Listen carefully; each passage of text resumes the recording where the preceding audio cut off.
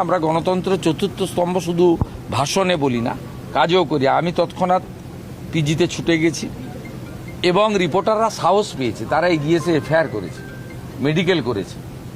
গ্রেপ্তার হয়েছে 14 জন, যাদের ভিডিওতে দেখা গেছে তারা গ্রেপ্তার হয়েছে। এদের সঙ্গে ককরোচ পার্টি, নিট আন্দোলনের কোনো সম্পর্ক নেই।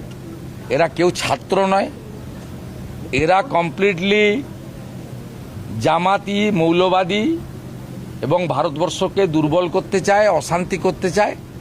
আর গত 10 সপ্তাহব্যাপী যে বিজেপি রাষ্ট্রবাদী সরকার চলছে, তারা যে সিদ্ধান্তগুলো আইন কার্যকর করার ক্ষেত্রে নিয়েছে, সেই যন্ত্রণা থেকে এই অসভ্যতামিটা এরা করছে।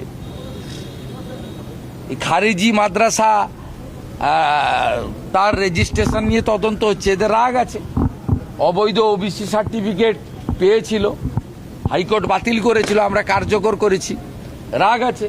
1950 সালে পশু হত্যা আইন কার্যকর হয়েছে, রাগ আছে। আপনার আমাদের সাউন্ড পলিউশন নিয়ে আমরা কিছু বিধি নিয়েছি, এদের রাগ আছে। এই লোকেরা এইসব করতে এখানে এসেছে। প্রধানমন্ত্রীর ছবিতে লাথি মারা, মুখ্যমন্ত্রীর ছবিতে লাথি মারা, প্রধানমন্ত্রীকে ব্যক্তিগতভাবে যে ছবি মানে চোখে দেখা যায় না, এটা আন্দোলন নাকি? আর দিল্লিতে তো ওরা অ্যালাউ করেনি, বা অন্য জায়গায়। আজাদি আজাদি কি? এবং কেউ কেউ তো ন্যাশনাল ফ্ল্যাগটাই ধরতে জানে না, উল্টো দিকে ধরে রেখেছিল। এরা কেউ আন্দোলনের লোক নয়, ছাত্র নয়, এরা গুন্ডা দমন আইনে ব্যবস্থা হবে। গতকাল বিধানসভায় যা বলেছি ওটাই ফাইনাল।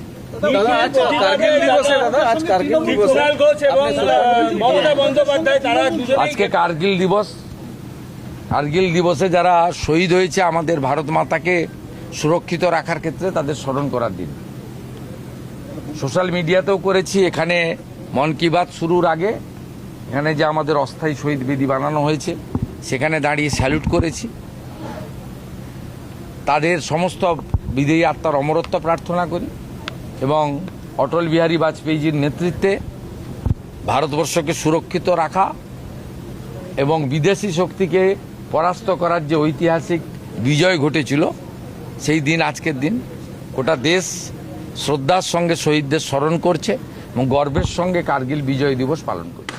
নিউজ ইউনাইটেড ইন্ডিয়া, খবর হবে শিরদাঁড়া সোজা রেখে।